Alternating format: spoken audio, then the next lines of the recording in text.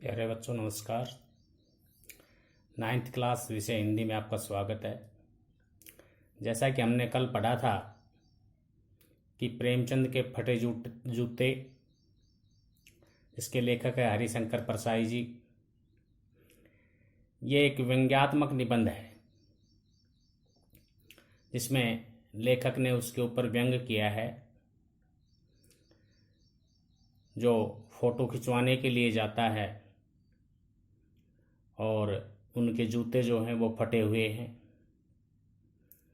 वैसे तो कोई भी व्यक्ति जब फोटो खिंचाने के लिए जाता है तो नए कपड़े पहन करके और बन संवर के जाता है, परंतु यहाँ पर लेखक ने अपनी असलियत दिखाई है क्योंकि उसके जूते फटे हुए हैं। अब आगे के वीडियो में देखिए,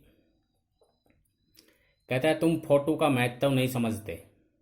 समझते होते तो किसी से फोटो खिंचाने के लिए जूते मांग लेते। लोग तो मांग के कोर्ट से वर दिखाई देते हैं और मांगे की मोटर से बारात निकालते हैं। फोटो खिंचाने के लिए तो बीबी तक मांग ली जाती है। तुमसे जूते ही मांगने थे। तुम फोटो का महत्व नहीं जानते। लेखक कह रहा है कि फोटो खिंचाने का महत्व तुम नहीं जानते। यदि जानते तो तुम किसी से अपने नए जूते मांग लेते। लोग तो जूते मांगने, किसी का कोट मांगने, किसी की मोटर गाड़ी मांगने के लिए, लोग तो इत्र चुपड़ कर फोटो खिंचाते हैं जिससे फोटो में खुशबू आ जाए, और लोग फोटो इत्र चुपड़ कर खिंचाते हैं जिससे फोटो में खुशबू आए। गंदे से गंदे आदमी की फोटो भी खुशबू देती है, और इसलिए कि गंदे से गंदा जो आदमी होता है उसकी फोटो खुशबू दे। टॉफी 8 आने मिल जाती है, और जूते उस जमाने में भी 5 रुपए से कम में क्या मिलते होंगे। जूता हमेशा टोपी से कीमती रहा है। अब तो जूते की कीमत और बढ़ गई है और एक जूते पर 2500 टोपियां न्यौछावर होती है। कहता है जूते की जो कीमत है वो हमेशा ज़्यादा रही है। एक जूते की कीमत पर 2500 टोपियां न्यौछावर यानी कुर्बान हो सकती हैं। तुम भी जूते और टोपी के आनुपातिक मूल्य के मारे हुए थे। तुम जूते और टोपी के आनुपातिक मूल्य यानी दोनों का जो दोनों की लागत मूल्य है उसके मारे हुए थे। यह विडंबना मुझे इतनी तीव्रता से पहले कभी नहीं चुभी जितनी आज चुभ रही है। जब मैं तुम्हारा फटा जूता देख रहा हूं, तुम महान कथाकार, उपन्यास सम्राट, युग प्रवर्तक, जाने क्या क्या कहलाते थे, मगर फोटो में भी तुम्हारा जूता फटा हुआ है। कह रहा है कि तुम्हारा फटा हुआ जब मैं जूता देखता हूं तो महान कथाकार, उपन्यास सम्राट, युग प्रवर्तक, युग प्रवर्तक का अर्थ है युग को बदलने वाला, न जाने क्या क्या कहलाते थे। मेरा जूता भी कोई अच्छा नहीं है। यूं ऊपर से अच्छा दिखता है, उंगली बाहर नहीं निकलती, पर अंगूठे के नीचे तला फट गया है। अंगूठा जमीन से घिसता है और पैनी मिट्टी पर कभी रगड़ खाकर लहूलुहान भी हो जाता है। कि मेरा जूता भी नीचे से फट रहा है, परंतु उसकी तली जो फटी हुई है उससे अंगूठा नीचे घिसता हुआ चलता है, जिससे लहूलुहान हो जाता है, अर्थात खून से लथपथ हो जाता है। पूरा तला गिर जाएगा, पूरा पंजा छिल जाएगा, मगर उंगली बाहर नहीं दिखेगी। और कहता है पूरा तला छिल जाएगा, पूरा जूता घिस जाएगा, पूरा पंजा छिल जाएगा, लेकिन ऊपर से उंगली बाहर नहीं दिखेगी। तुम्हारी उंगली दिखती है पर पांव सुरक्षित है। मेरी उंगली ढकी है पर पंजा नीचे घिस रहा है। तुम पर्दे का महत्व ही नहीं जानते। हम पर्दे पर कुर्बान हो रहे हैं।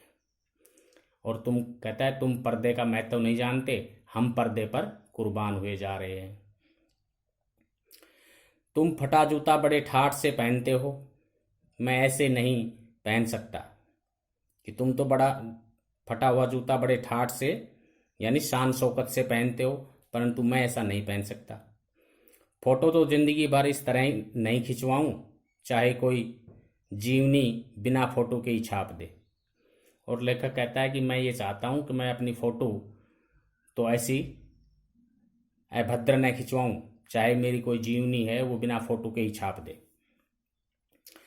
तुम्हारी यह व्यंग मुस्कान मेरे हौसले पस्त कर देती है। क्या मतलब है इसका? कौन सी मुस्कान है ये?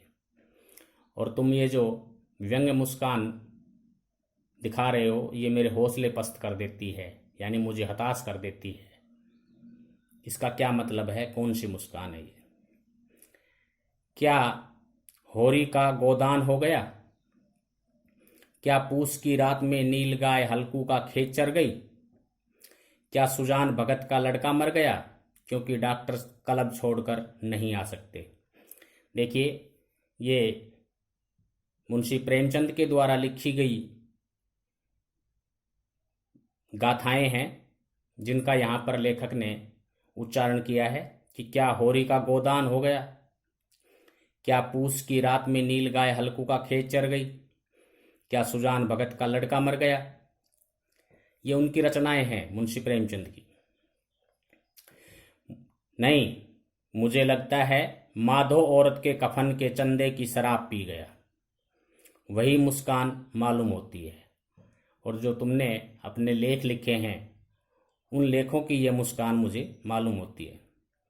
मैं तुम्हारा जूता फिर देखता हूँ कैसे फट गया। यह मेरी जनता के लेखक क्या बहुत चक्कर काटते रहे? क्या बनिए के तगादे से बचने के लिए मील 2 मील का चक्कर लगाकर घर लौटते रहे? कह रहा है मैं तुम्हारे इस जूते को फिर देखता हूँ, ये कैसे फट गया है। क्या तुम चक्कर अधिक काटते हो? क्या बनिए के तगादे से बचने के लिए? तगादे का अर्थ है कि किसी से रुपए लेकर के उसे तगाजा करना, तो उससे तुम बचने के लिए चक्कर काटते हो, जिससे मील 2 मील का चक्कर लगाकर लौटते रहे हो और तुम्हारा ये जूता नीचे से फट गया है। आगे बता रहा है कि चक्कर लगाने से जूता फटता नहीं है, बस घिस जाता है। कुंभदान का जूता भी फतेहपुर सीकरी आने जाने में घिस गया था। उसे बड़ा पछतावा हुआ। उसने कहा, आवत जात पनेहा घिस गई बिसर गयो हरि नाम। कि कुंभन दास जो था उसका जूता भी फतेहपुर सीकरी आने जाने में फट गया था, घिस गया था। उसे बड़ा पछतावा हुआ, और पछतावा हुआ तो उसने ये लिखा कि आवत जात पनेहा। पनेहा का अर्थ है देसी जूतियां या जूते।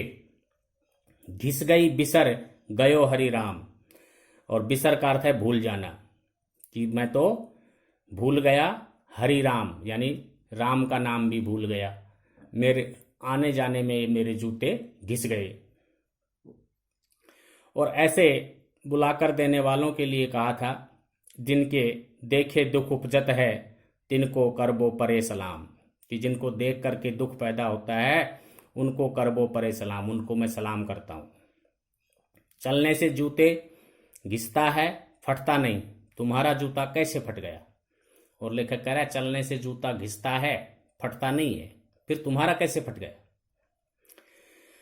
मुझे लगता है तुम किसी सख्त चीज को ठोकर मारते रहे हो, कोई चीज जो परत पर परत सदियों से जम गई है, उसे शायद तुमने ठोकर मार मार कर अपना जूता फाड़ लिया। और लेखक कहता है कि मुझे लगता है कि तुम किसी सख्त चीज को ठोकर मारते हो, जिससे जो परत पर परत सदियों से जम गई थी उसे तुम दूर करने की कोशिश करते हो, उसे शायद तुमने ठोकर मार करके अपना जूता फाड़ लिया है। कोई टीला जो रास्ते पर खड़ा हो गया था उस पर तुमने अपना जूता आजमाया। और कोई टीला यानी मुसीबत, यहाँ टीले से और ये ठोकर मारने से लेखक का तात्पर्य है कि तुम्हारे जीवन में जो मुसीबतें आई थी उनसे आपने मुकाबला किया है, जिससे तुम्हारा जूता फट गया। तुम उसे बचाकर बगल से भी तो निकल सकते थे, टीलों से समझौता भी तो हो जाता है। सभी नदियां पहाड़ थोड़े ही फोड़ती हैं, कोई रास्ता बनाकर घूमकर भी तो चली जाती है। लेखक यहाँ पे बता रहा है कि तुम उससे बगल से भी निकल सकते थे, टीलों से समझौता भी कर सकते थे, अर्थात मुसीबतों से अपना समझौता कर सकते थे। सभी नदियां पहाड़ फोड़ के थोड़ी निकलती हैं, कोई रास्ता बदल करके, कोई घूम कर भी चली जाती है। तुम समझौता कर नहीं सके, क्या तुम्हारी वही कमजोरी थी जो होरी को ले डूबी, वही नेम धर्म वाली कमजोरी। और कह रहा है तुमने समझौता किया नहीं, क्या तुम्हारा यही कमजोरी थी जो होरी को ले डूबी। नेम धर्म, नेम का अर्थ है कि नियम, और धर्म का मान कर्तव्य, कि तुम अपने नियम पर और कर्तव्य पर बने रहे। नेम धर्म उसकी भी जंजीर थी और नियम और कर्तव्य उसका भी जंजीर था, मगर तुम जिस तरह मुस्करा रहे हो उससे लगता है कि शायद नेम धर्म तुम्हारा बंधन नहीं था, तुम्हारी मुक्ति थी। और लेखक कह रहा है कि जिस तरह तुम मुस्कुरा रहे हो ऐसा लगता है नेम धर्म तुम्हारा धर्म नहीं, तुम्हारी बंधन नहीं था, तुम्हारी मुक्ति थी। तुम्हारी यह पांव की उंगली मुझे संकेत करती सी लगती है, जिसे तुम घृणित समझते हो, उसकी तरफ हाथ की नहीं पांव की उंगली से इशारा करते हो। तुम क्या उसकी तरफ इशारा कर रहे हो जिसे ठोकर मारते मारते तुमने जूता फाड़ लिया। मैं समझता हूँ, तुम्हारी उंगली का इशारा भी समझता हूँ और यह व्यंग मुस्कान भी समझता हूँ। तुम मुझ पर या हम सभी पर हंस रहे हो, उन पर जो उंगली छिपाए और तलवा घिसाए चल रहे हैं, उन पर जो टीले को बराबर बाजू से निकाल रहे हैं। तुम कह रहे हो मैंने तो ठोकर मार मार कर जूता फाड़ लिया, उंगली बाहर निकल आई पर पांव बच रहा है और मैं चलता रहा, मगर तुम उंगली को ढांकने की चिंता में तलवे का नाश कर रहे हो। तुम चलोगे कैसे। मैं समझता हूँ, मैं तुम्हारे फटे जूते की बात समझता हूँ, उंगली का इशारा समझता हूँ, तुम्हारी व्यंग मुस्कान समझता हूँ। तो बच्चों, ये एक व्यंग्यात्मक निबंध था। इसके लेखक थे हरिशंकर परसाई जी, कि प्रेमचंद के फटे जूते। ये आपका इस वीडियो में पूरा हुआ। इसका जो आगे का पाठ का सार और जो इसके प्रश्न उत्तर हैं वो हम आपको अगले वीडियो में करवाएंगे। धन्यवाद।